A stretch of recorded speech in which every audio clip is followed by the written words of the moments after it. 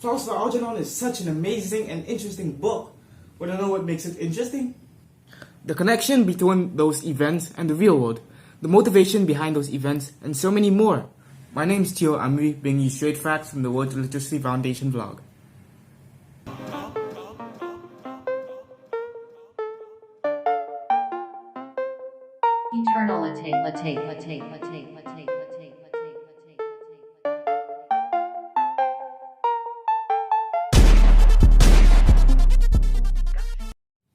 The author, Daniel Keyes, made this novel based on his curiosity about enhancing human intelligence artificially.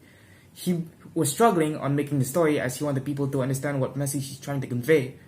His story is also based on his real-life events, such as him being a literature student for low IQ students, his parents encouraging him to study medicine when actually his passion was writing, and many other events. Sounds interesting. What is it about? Glad you asked. Imagine being a 32-year-old man with an IQ of 68. Congratulations, you are Charlie Gordon.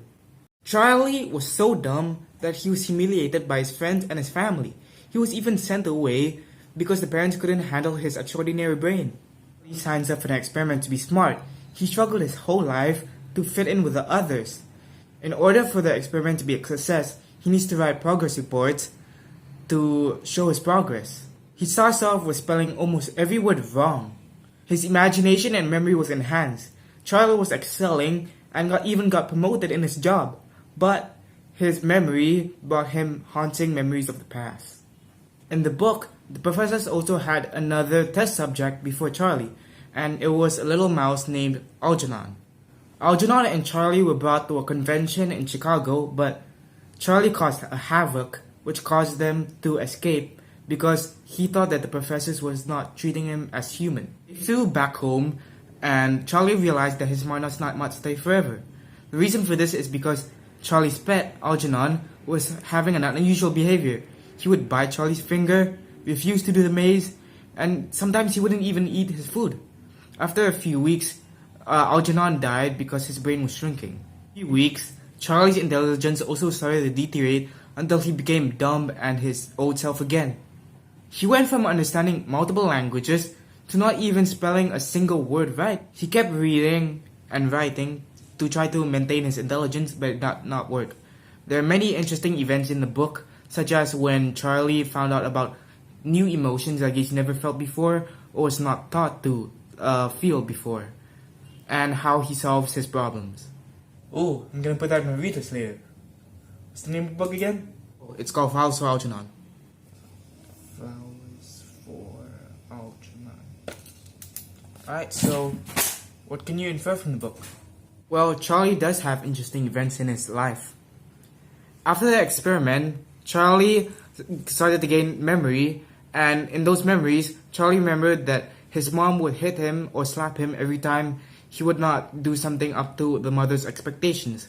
Charlie's mother was always obsessed about making Charlie smart ever since he couldn't go to the bathroom on his own. She was the actual reason why Charlie wanted to be smart, to fulfill her idea of having a perfectly normal son. Also, when the mother gets angry, she also hits Charlie, but she gets angry when Charlie doesn't do anything that she tells him to do so. Charlie copies this behavior in his adult life, where he would get easily angry in situations and shout. Charlie also has a fear of being strapped in. This originated from when his mother tried to make him smart. Charlie's mother brought him to a doctor, and Charlie was strapped on to a belt and was slid into a machine, and that's where his fear originated from. This stayed with him until he was an adult. Charlie has an experiment to make him smart, and he's 32 years, meaning that he's an adult. He still has a younger self inside of him, and he's still insecure and confused about what to do because people is jealous of him and he makes other people feel inferior. He feels locked out of his nice and safe cage, meaning that he doesn't want to go out of his comfort zone, which is when he was still dumb. Charlie's teacher, Alice Kenyon, has been through with Charlie through the good times and the bad times. But before they broke up, Charlie realized about emotions that he's never felt before, such as love, lust, and jealousy. On page 85, he was taught to be kept away from women from what seems to be his mother. And ever since his entire childhood, he was humiliated by his parents, his family, and even his little sister. He acts different now because about the things that he learned that he didn't learn before. And in his childhood, he was also not put in a school until he was an adult, until he was sent away from his parents. In conclusion, childhood experiences can affect adulthood life experiences too. In Charlie's case, it was fear, encouragement, and unforgettable experiences that affected his adulthood. In Charlie's life, his career, his relationships, and other events was based off from his mother. His mother was always hitting Charlie, and Charlie was afraid to be hit, so that changed his ways of interacting with people and how he would behave.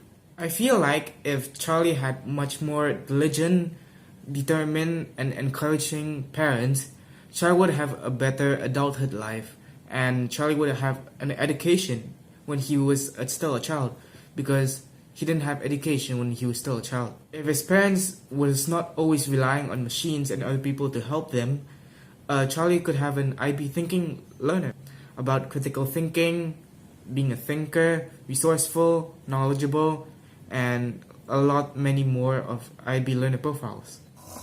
Oh, what? Oh yeah, it's crazy, man. It's crazy. So, did Charlie die like Algernon in the book? No, I didn't say in the book, but it is a possibility that he died.